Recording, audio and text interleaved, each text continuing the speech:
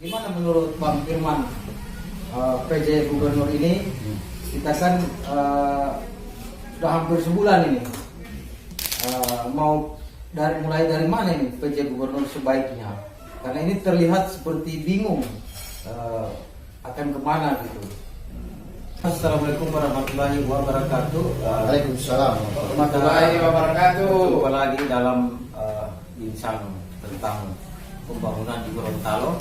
Saat ini kita sedang santai dan ingin membahas tentang apa saja pemerintahan dan rakyat di Provinsi Gorontalo. Saat ini kami sedang bersama Kak Firman Sunge, mantan anggota DPRD Provinsi Gorontalo 2 periode, dan memang sudah 10 tahun di Badan Anggaran Provinsi Gorontalo. Jadi beliau sudah sangat pengalaman tentang provinsi ini dan akan kemana provinsi ini semenjak adanya PJ Gubernur atau pemerintahan baru Gorontalo yang belum hampir sebulan. Jadi kita akan mencoba bincang-bincang santai dan tentu saja dengan elegan dan sambil kopi. Ya, assalamualaikum. Gimana kabar Bang Firman? Baik. Alhamdulillah. Dan hadir juga salah satu aktivis pemuda, Bang Wapuna dari GP Ansor. Ya. Gitu. Assalamualaikum. Ya. Waalaikumsalam. Dan saya sendiri sebagai pemantik diskusi Wahab Nasaru, dan kita coba eksplor tentang Gorontalo hari ini, besok dan ke depan mau dibawa kemana oleh PJ Gubernur Gorontalo yang baru, yaitu Dr. Hamka Hendra Nur. Ya. Gimana menurut Bang Firman, PJ Gubernur ini? Kita kan sudah hampir sebulan ini, mulai dari mana ini PJ Gubernur sebaiknya? Karena ini terlihat seperti bingung akan kemana gitu. Oke. Ya baik. Jadi sejak kurang bulan Mei Iya. tanggal 12 Mei kalau tidak salah, setelah dilantik oleh atas nama Presiden dan Menteri Dalam Negeri terhadap pejabat Gubernur Provinsi Gorontalo Bapak Dr. Hamka Hendra Nur, yang kita hitung sekarang sudah memasuki 1 bulan. Satu bulan ya? Iya. Tinggal bagaimana Action. Itu kira-kira. Jadi action ini kan kita nggak tahu yang dari mana gitu. Karena Gorontalo ini nomor 1 termiskin di Pulau Sulawesi. Apa yang harus dilakukan PJ Gubernur Hamka Hendra Nur? Termiskin nomor 1 provinsi. Termiskin nomor 1 di Pulau Sulawesi. Ya. Ya. Kalau nasional kan kalau nggak salah udah ranking 5 menuju 6 ya. Dan skala kecil. Nomor 1 di Pulau Sulawesi. Oke, sip. Lanjut. Parah dengan sumber daya alam kita yang banyak, ada Laut Sulawesi dan Laut Turtomin, belum lagi yang lain lah. Sumber daya ada 123 pulau loh Gorontalo ini. Sumber daya pariwisatanya seperti stagnan. Jadi, mungkin ini kira-kira Bang Firman, mulai dari mana seharusnya PJ Gubernur Hamka Hendra Nur ini? Saya pikir PJ Gubernur ini orang yang mumpuni lah. Ya. Mumpunilah dia tahu bagaimana persoalan ini, beliau pasti paham. Saya pikir beliau paham bagaimana mengeksplor apa yang disampaikan oleh Bu Wahab tadi, mulai dari sumber daya alam kita, mulai dari keuntungan geografis Provinsi Gorontalo. Ada plus minusnya di sini. Oleh karenanya yang sekarang bahwa untuk mengentaskan kemiskinan, keluarkan Gorontalo dari zona kemiskinan yang tadi disampaikan Nomor 1 di Pulau Sulawesi. yang tadi itu, dan urutan 5, saya pikir ini pekerjaan ekstra keras oleh PJ Gubernur ya. Bagaimana kalau dia memang ada itikad untuk suatu prestasi untuk menjadikan bahwa Provinsi Gorontalo bisa keluar atau terdegradasi dari posisi itu. Misalnya jadi urutan paling besar lah dari urutan besar kan sukses itu. Ya. Gitu kan. Oleh karenanya perlu kerja-kerja ekstra yang tentu menjadi tanggung jawab bukannya seorang PJ Gubernur. Di sini ada tanggung jawab kolegial di sini dalam hal ini pada pemerintah kabupaten dan kota, karena letak kemiskinan itu ada di desa dan kelurahan. Letak kemiskinan itu ada di desa dan kelurahan. Desa-desa di kelurahan, karena yang punya rakyat itu di daerah, itu di desa, ada kelurahan. Nah, sehingga perlu ada mapping di sini. Menjadi Mapping. harus ada mapping, harus ada kolaborasi dari PJ Gubernur dengan pemerintah daerah setempat. Bagaimana kita bisa bersama-sama. Dan itu sebenarnya rumus umum. Tapi sekarang kendalanya ini memulainya dari mana? Ya. Jangan sampai Terkesan bingung. bingung lah. Bingung. Oh, bingung. Karena saya sempat duduk-duduk di warkop, katanya gubernur ini kayak bingung. Dia mau mulai dari mana? Gubernur ini agak bingung. Ya, dia mau mulai dari mana? Makanya kira-kira Kak sudah berpengalaman di politik lah atau di pemerintahan, sudah lama di DPR provinsi ya. Langkah-langkah yang strategis, langkah-langkah yang taktis dari gubernur ini, kira-kira kita bisa masuk dari mana? Oke. Jadi kalau bilang kebingungan mungkin pendapat orang dari sudut Ya, pandang boleh, dari boleh. teman-teman di warkop, Ya, rakyat. artinya celote Ya. atau percikan-percikan narasi-narasi yang di warkop menyampaikan kebingungan. Nah, kalau bagi saya ada bahasa yang bagus bukan dari sisi kebingungan, tetapi kita jaga, kita kawal jangan sampai PJ Gubernur ini terjebak dalam nomenklatur. Atau kalau dalam bahasa sofistik namanya itu jangan tersesat di dalam kebenaran. Iya. Kalau begitu saya potong, Pak. Iya. Memang ini analogi yang bagus. Tersesat dalam kebenaran. Artinya dimengertikan bahwa seorang pejabat gubernur sudah ada role kerjanya. Ya. Di antaranya melanjutkan apa yang dikerjakan oleh gubernur yang lalu, RPJM itu. Ya.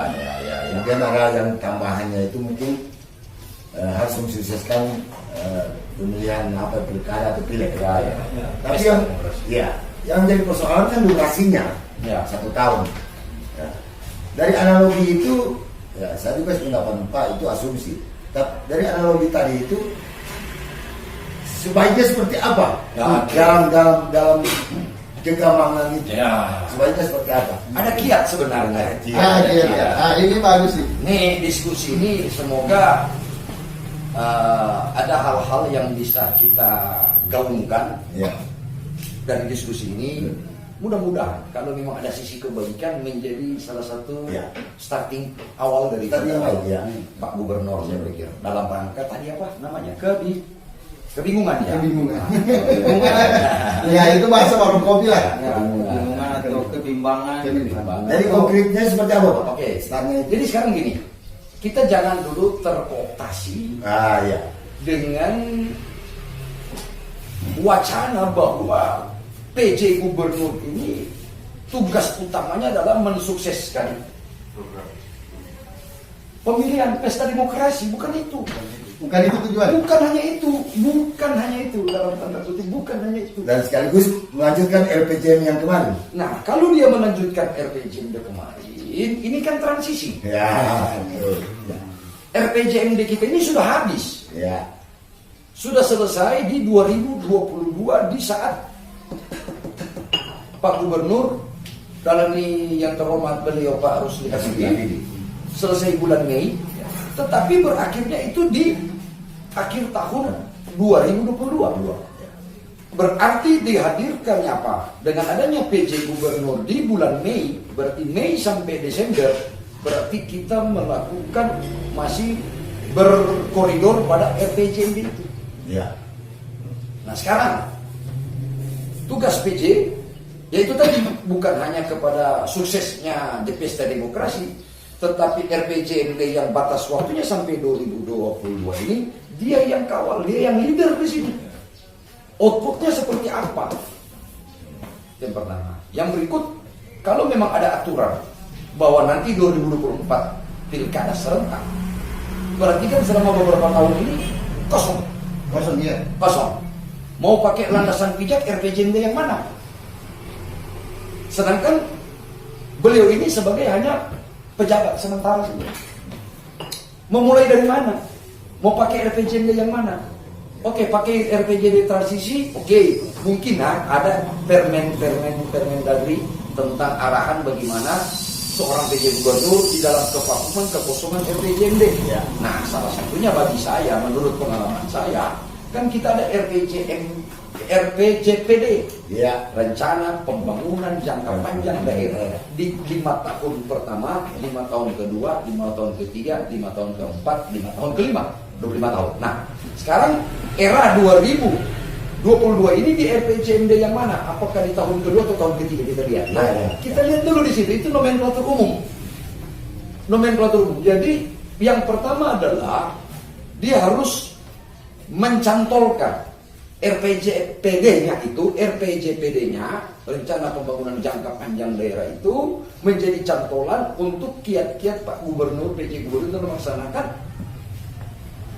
program pembangunan APBD Provinsi Gorontalo. Kan setiap tahun kita ada APBD, ada DAU, ada DK, ada bagi hasil, semua ada. Itu perlu dikelola. Nah, cara kelolanya, cantolannya apa? Yaitu tadi salah satu dari di tahun keberapa RPJPD yang ada ini di tahun 2022. Nah, selanjutnya bahwa Pak PJ Gubernur ini kalau dengar-dengar apa tadi ya? Misalnya ada dari sisi politik ya. Ya, Bagaimana? ini yang kira-kira begini. Dengan adanya Bapak Gubernur yang baru, PLT ya. Iya, ya. Ya ini saya dengar kalau DP, maksudnya dia ini kan orang Kemenpora. Apakah ada kooptasi dari atas ke bawah? No, Ini oke. kan bisa-bisa kan, anak ini ada, maksudnya ada lingkaran lah. Ada sisipan-sisipan. Ya, nah, ini asik ini. Titipan, Ada ya. misi. Ada misi. Misi ya. Ada bawa misi. Oke. Memang itu juga saya banyak dengar dari teman-teman dari komunitas-komunitas bahwa sejak bergulirnya PJ Gubernur siapa yang akan menjadi PJ Gubernur itu dibawa dengan isu warna-warni. Ya, Ya, warna-warni. Berarti ada isu politik. nah ini yang situ. Oke. Bagi saya kan tidak bisa dapat membuktikan. Tidak bisa dibuktikan. Tetapi aromanya itu bisa kerasa. Artinya kalau kita main teori kemungkinan bisa ya, bisa tidak. Oke, kalau saya no problem. No problem ya. Kalau bagi saya no problem. Apakah beliau ini titipan dari warna ini, Ya. titipan dari orang sini, maksudnya untuk ini. Bagi saya no problem. Ya. Tetapi bagaimana beliau datang di sini untuk menunggu kembangkan Provinsi Gorontalo itu saja. Bagaimana mengelola APBD ini membawa Gorontalo kepada misi sesungguhnya suatu daerah otonom. Nah, adapun Pak Gubernur PJ ini saya kembali lagi tadi kepada kebingungan. Memulai dari mana? Memulai dari mana? Sudah cukuplah waktu untuk konsolidasi. Ya, Ya, sebulan ya ini. Ya, udah sebulan ini. Waktunya kita Berjalan terus. Tentu ada strategi. Strategi yang harus dilakukan oleh Pak Gub ini ada beberapa bagi saya. Mungkin dari obrolan kita ini bisa menjadi satu solusi-solusi treatment, supporting dan resep lah buat dia. Nah, mudah-mudahan ini ada manfaat dan boleh bisa jadikan satu rujukan. Nah, kalau apa yang kita bicarakan sebentar nanti mungkin penasaran penonton ini, pemirsa ini penasaran kok ini apa ini kiatnya ini kan, penasaran kan. Tetapi sebelum kiat ini saya sampaikan diskusi ini akan dua keberhasilan yang didapat. Yang pertama, visi misi yang tersusun yang tadi titipan apa segala macam ya kan pasti akan sukses. Yang kedua tentu akan sukses bagaimana seorang PJ Gubernur itu membawa Gorontalo itu pada arah kebaikan yang lebih baik dari yang kemarin. Iya, itu kan poin utama ya. Poin utama. Harapan rakyat Gorontalo. Tapi minum dulu loh. Ya. Ya. Jadi begini. Jadi gubernur fokus. Ya, jadi Pak Di berapa bidang? Firman, di dalam diskusi ini, ya oke lah, itu sebuah asumsi. Iya. Sebuah asumsi yang bermain lah di luar, dan itu wajar. Nuansanya seperti itu wajar. Tapi ada ekspektasi masyarakat terhadap gubernur kita ini. Ini pertanyaan ini bisa menurunkan angka kemiskinan. Kalau kita masih main di wacana seperti itu, yang tadi yang kita diskusikan. Sebenarnya seperti saya bilang tadi, ini sangat bisa. Sangat bisa, sangat bisa, sangat bisa. Bisa, Pak, ya? Sangat bisa. Dalam durasi 1 tahun ini. Oh bisa, bisa, sangat bisa. Karena Pak Gubernur PJ ini datang sini ada perangkat yang siap. Ya. Yang pertama ada sumber daya yang ada. Ya. Sumber daya apa? Punya orang. Orang itu siapa? OPD. Ini. Ya. Selain itu punya modal. Modal apa? Punya APBD. Ya. Sehingga bisa menggerakkan ini. Bisa dia gerakkan. Tentu dengan strategi. Dengan strategi. Strategi. Tapi Misalnya. lompatan strategi. Ya, kan harus ada strategi. Strategi ya yang perlu ada rumusan namanya KISMI. Ya. Ada KISMI. Ya. KISMI, bukan KISMI bahasa Inggris cium Saya. tidak. Jadi K pertama itu KISMI itu koordinasi atau kolaborasi. Yang kedua integrasi. Yang berikut sinkronisasi Dan simplifikasi. simplifikasi Ya. dan double S ya. Double S. Sinkronisasi simplifikasi dan M-nya KISMI, M-nya adalah mekanisasi. Mekanisasi. Kemana ini? Terus rajutnya bagaimana ini? Pak Firman, lihat sekarang ini sudah ada dari dasar teori KISMI itu kan sekarang ini. Belum nampak ya, belum nampak. Memang saya dapat informasi dari teman-teman di DPR, dari beberapa OPD, memang belum nampak ini. Tapi apakah ini strateginya Pak Gubernur atau gimana? Wah, bisa saya belum tahu ya. Tetapi hari ini kita coba memberikan treatment. Ya. Apakah beliau sudah tahu atau tidak tahu? Wajib kita sampaikan di sini treatmentnya. Dan ini treatment ini sangat enteng dan gampang. Saya kembali lagi hasilnya dua. Apapun misi beliau datang di sini, mau warna-warni atau mau apa urusan politik, pasti akan sukses. Ya. Yang kedua, bahwa di misinya dia di sini untuk menjadikan lebih baik Gorontalo yang sudah baik yang pemerintah kemarin itu akan tercapai. Nah, pasti kalau banyak apa ini kiannya udah gitu. Jadi bagi saya sangat bisa untuk mengatasi kemiskinan karena punya perangkat, punya modal. Jadi tinggal semangat dan tinggal cara saja. Karena itu KISMI tadi itu. Ya, itu salah satu strategi. Nah, bagaimana ini KISMI ini bisa jalan? Ya tentu dia punya irama juga. Dia harus punya supporting, punya pemicu dia. Bagaimana dia bisa jadi ini barang? Mereknya seperti apa ini barang ini? Nah, kalau begitu Pak Firman, maaf ini saya potong. Kalau dia ada pemicu, katakanlah pemicu ini entry point-nya. Ya. Entry point-nya diambil dari mana? Ingat bahwa di dalam pemerintahan ada nomor 11 yang namanya legislatif. Seperti apa? Pakai dimakan lalu. Baik. Jadi menurut saya pengalaman saya di DPR sampai hari ini teman-teman di DPR itu 99,99999%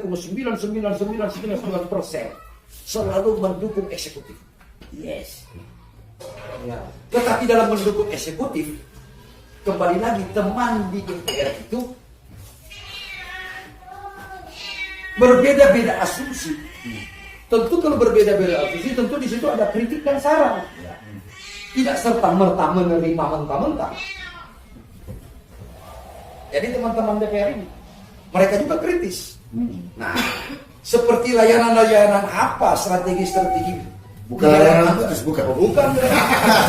Ini Pak PJ Gubernur melalui perangkatnya ini harus membuat apa ya, adonan. Ya. Walaupun bahan bakunya yang sama, tetapi adonan yang berbeda. APBD ini bahan yang sama. Baik Pak RH itu sama, cuma adonannya gimana Pak PJ Gubernur supaya ada pembeda. Dan adonan ini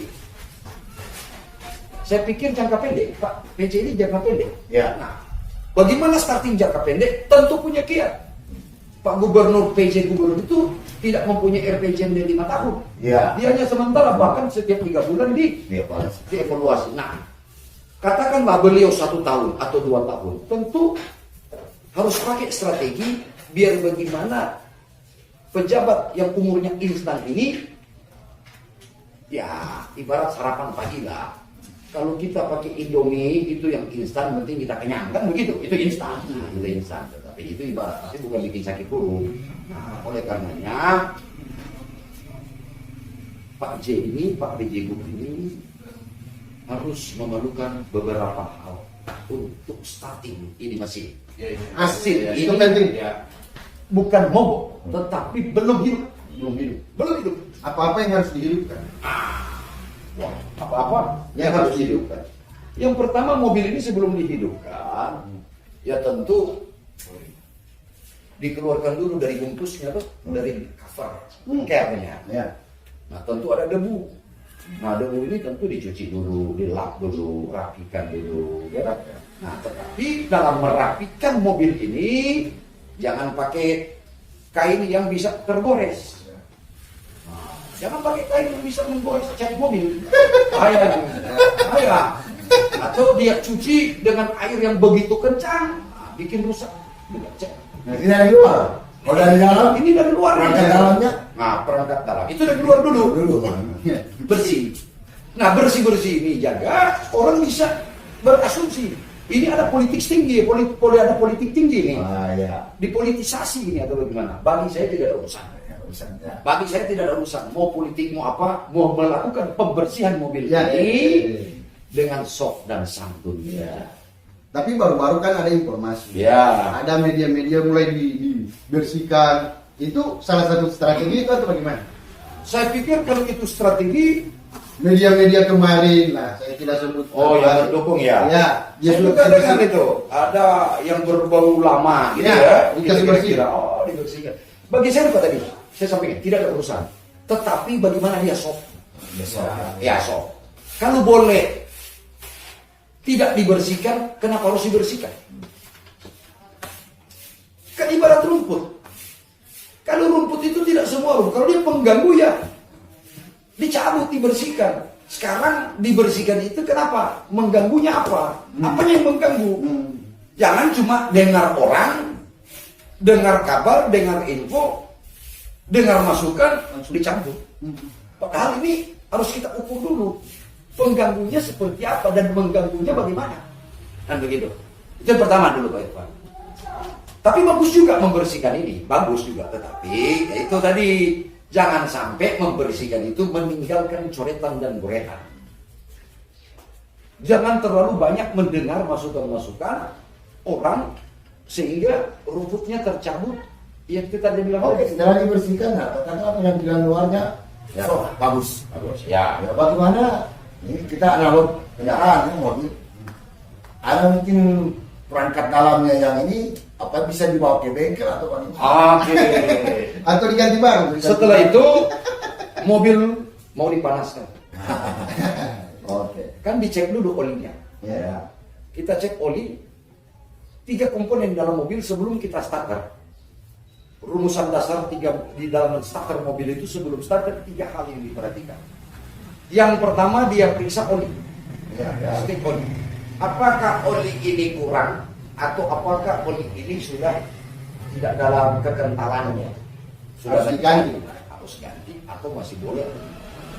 Yang berikut cek aki. Sambungan aki oh bagus. Baru di starter. Apa itu 3 komponen? Pertama OPD ini. Ini OPD. Nah, kalau menurut Sambil merokok bisa. Iya, bisa. Ah. Menurut Tika, apakah dari 3 komponen itu sekarang itu rusak atau masih boleh pakai? Saya tidak bilang ini komponen ini rusak. Nah, ini kan cuma Ya, dalam. bagi saya penilaian saya ini tidak rusak. Tidak rusak dan ini masih bisa pakai. Masih bisa. Masih bisa pakai. Ini masih bisa pakai. Ada perbaikan, mungkin perbaikan ringan. Ya, kalau dia mau ganti hilang waktu lagi. perlu ke bengkel lagi, perlu ke ini, perlu waktu dan perlu biaya lagi. Maksudnya di sini ada tekanan, ada penilaian, ada asumsi. Nah, seorang PJ Group ini meminimalisir tekanan, meminimalisir asumsi negatif. Karena komponen yang mau diganti ini bisa orang berasumsi. Nah, itu. Yang berikut, dia mau jalan. Nah, jalan ini mau kemana? Kemana dia jalan? Bingung nggak? Map. Harus punya map. Hari ini kita bikin mapnya. Hari ini kita mapnya, kita tuntun beliau kasih ini map alamat. Nah, sebagai masukan map, mungkin ada masukan orang yang sudah lama di dalam pemerintahan. Apa kira-kira? Saya kembali kepada harapan masyarakat menurunkan kemiskinan. Konkret lah.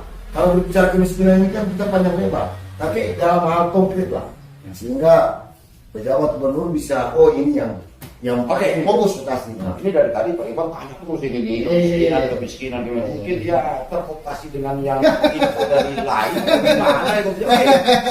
Jadi gini, orientasi kita itu kemiskinan, oke. Tetapi jangan menjadi fokus deliktif judul kemiskinan. Ini. Kita lurus-lurus saja, tapi dampaknya pada kemiskinan. Oh iya, ada pepatah Arab sih juga. Toriku ahamu minal makan. Lihat. Cara lebih penting daripada isi. Iya. Tujuan. Iya. Nah, itu dia itu. Nah, jadi bagaimana itu? Teknik-teknik itu. Ini teknik. Jadi orang kalau bicara seperti Pak Ivan bertanya, bagaimana kemiskinan? Banyak teori, banyak teori. banyak konsep. Is oke, Ya. benar. Konkretnya bagaimana? Misalnya 2 kali 2 tambah 2. Atau contoh dalam matematika 2 kali 2 tambah n pangkat 3. Ya. Kita cari jawaban yang benar. Benar itu, jawaban itu memang benar. Bagus. Cari jawaban yang benar itu wajib. Tetapi lebih bagus bagaimana dia cara memahami pertanyaan soal matematika itu dengan cara mengerjakannya. Itu yang penting. Nah, oleh karenanya pasti di sini orang penasaran apa sih kiat? Ya. Kiatnya seperti apa? Ya toh, saya mau jalan mau kemana ini? Kan begitu kiat? Atau bukan? Ya. Mau kan judul kita ini untuk kasih masukan, Ya. kasih metode. Nah, oleh karenanya supaya tidak panjang lebar, kita gunakan saja APBD ini bagi PJ Gubernur melalui satu program. Suatu program tidak pas dengan waktunya PJ. Nah, tidak pas. Tidak pas. Tidak pas. Tidak pas, Sehingga tidak pas. beliau tidak punya warna, tidak punya penilaian. Nah, oleh karenanya jurus mau. Ini jurus mau. Pamungkas lah. Pamungkas beliau yang terhormat Pak PJ Gubernur, Pak Dr. Hamka Hendra. Ini jurus pamungkas saja. Menurut saya kalau salah tidak masalah. Ya. Tapi kalau benar, mungkin Pak PJ Gubernur tahu. Tapi kami di sini hanya mengingatkan beliau. Beliau orang cerdas kok, beliau tahu. Yang pertama Pak PJ Gubernur, kita memulai dengan judul di dalam APBD adalah ini strategi. Hal yang kecil ini tapi dampaknya besar. Oke, setelah APBD perubahan kita masih dapat berapa miliar? Ada Silva. Main APBD Induk 2023 udah lebih bagus lagi, kita perbesar. Bikin dia 100 miliar atau 200 miliar. Sehingga orang kan nilai, waduh Pak Gubernur mantap, tidak ada orientasi proyek. Iya, karena jembatan di sana saya kasih kewenangan di sana. Selama ini kan kita terkooptasi dengan, oh itu kewenangan provinsi, bukan kabupaten. Ini kita kasih. Sehingga judul-judul ini akan dikawal, perikanan akan kawal, orang perikanan dari provinsi akan kawal, orang pendidikan akan kawal. Jadi ini starting point, memulainya dari mana? Nah, oleh karenanya sebelum kepada itu kan teknis. Sebelum kepada teknis tentu kita memerlukan koordinasi. Kita rakor dulu kabupaten kota. Rakor. Mana yang menjadi lokus kamu ini? Mana yang menjadi persoalan dana? Merupakan tanggung jawab daripada kabupaten kota yang kurang. Nah kita provinsi. Nah, jadi Pak Firman, kalau saya mengkonkretkan dari ini luar biasa ide yang brilian. Mengkonkretkan bahasa tadi, berarti kita harus rakor. Berarti Pak Gubernur harus memanggil bupati di wali kota untuk membahas persoalan yang tadi. Ya. Dan karena begini, akan tercipta. Ini kan provinsi ini paling besar. Ya. Di sini ada kabupaten kota. Ya. SKPD, OPD ada di provinsi, ada kabupaten kota.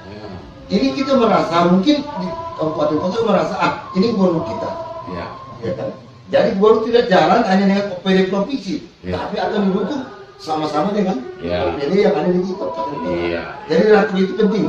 Penting itu koordinasi supaya sinkron data. Ya. Contoh, kita lihat data bahwa di Provinsi Gorontalo ini ada kurang lebih 656 desa kalau tidak salah, ya ada 70 sekian kelurahan.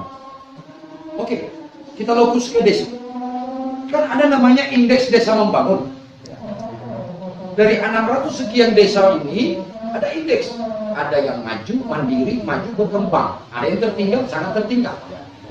Nah kita lihat ini penyebaran ada di kabupaten mana dia. Nah ini aja yang kita endorse dengan bantuan keuangan ini. Kita endorse. Mana yang kewenangan kabupaten kita endorse. Mana yang tidak bisa dilaksanakan kabupaten karena terbatas oleh kewenangan-kewenangan pemerintahan dalam hal ini. Nah itu kita bagi. Tapi sama, seiring dia.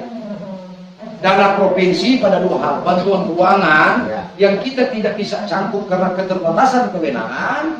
Yang kedua, feedbacknya bahwa kabupaten bilang ini kewenangan provinsi. Nah kita hajar kewenangan provinsi. Jadi sama ini barang sama, duit yang sama, tapi kewenangan serang. Dan kalau ini Pak diambil seperti yang disampaikan oleh Bung Wahab tadi soal pertanian, perikanan, pertambangan yang ada kartu-kartunya saat ini bisa jalan. Contoh. Karena kita sekarang banyak dibatasi oleh kewenangan. Tapi Ya. kewenangan ini dilepas oleh gubernur. Nah, saya dapat data ini.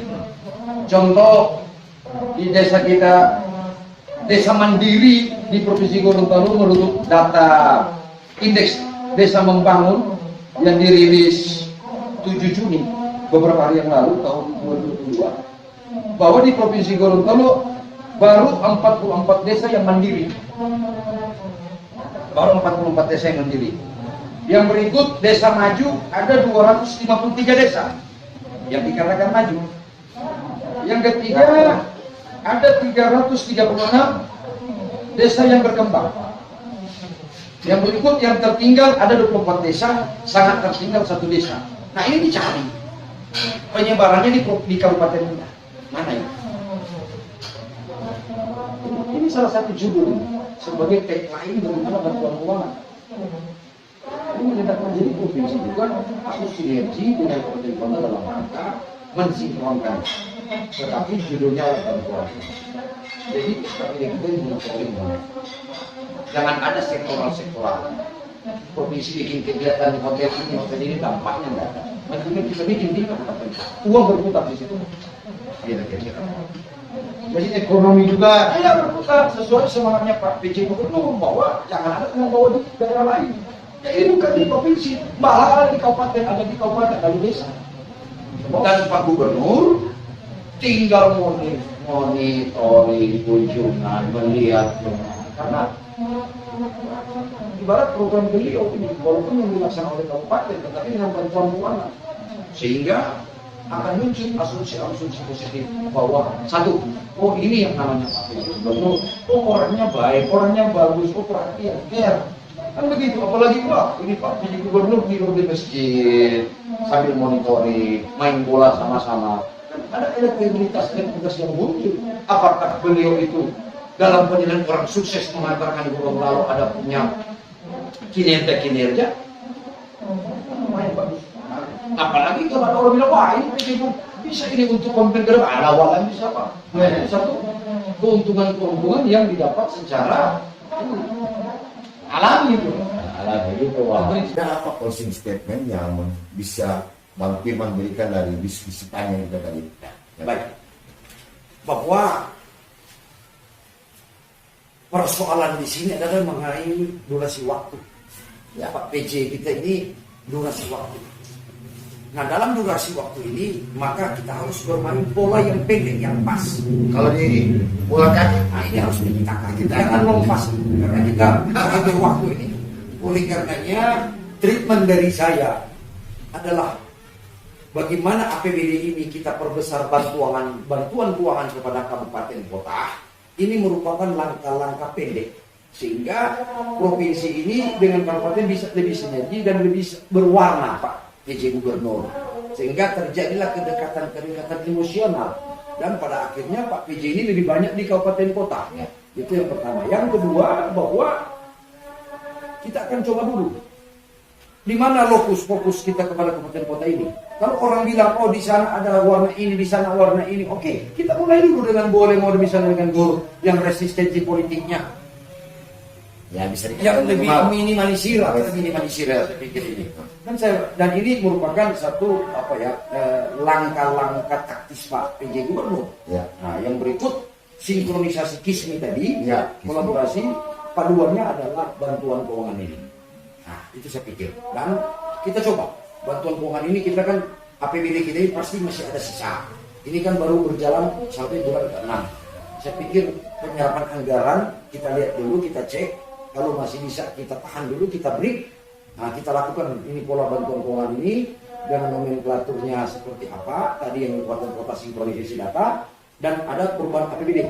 Ini kita akan di perubahan APBD yang kemudian juga pada APBD 2023. Nah, ini kita perbesar bantuan keuangan di sini. Ini adalah langkah-langkah yang taktis untuk Pak PJ Gubernur, sehingga SKPD kita ini ya, mohon maaf, tentu ada SKPD kita yang hanya rutin saja. Ya. Tapi tidak ada kegiatan-kegiatan yang sporadis ya, yang seperti kita ketahui bersama, saya juga paham. Di SKPD itu banyak sekali belanja-belanja aksesoris. Ya. Aksesoris, kegiatan-kegiatan yang merupakan aksesoris saja, yang tidak punya outcome dan outputnya. Nah, oleh karenanya disinilah pola Pak PJ Gubernur bagaimana menormalisasi dan merevitalisasi APBD kita ini dalam rangka bantuan keuangan pada kabupaten kota, sehingga visi misi Pak PJ Gubernur Gorontalo akan terwujud, baik itu yang tersirat maupun yang tersurat. Oke, yang paling terakhir Pak, apa ada perlu yang seperti dialog publik atau share publik, karena ini juga penting. Artinya ini harus dibuka juga keran-keran seperti itu. Nah, Karena begini, pada prinsipnya seluruh masyarakat Gorontalo sayang khalifahnya. ya, Dalam konteks sayang itu, apakah pihak Pak Gubernur bisa membuka hal seperti ini, dialog publik terhadap semua tokoh komponen, tidak melihat apa? ya. Dan itu sangat penting saya pikir. Yang pertama dia memperkenalkan bahwa dia ini pejabat gubernur, bahwa dia Gorontalo, dan mungkin ada satu tahu bahwa dia termasuk di dalam salah satu supporting pada pendirian Gorontalo pada waktu itu. Yang kedua bahwa dia mensosialisasikan bahwa ini saya mau kerja untuk Gorontalo.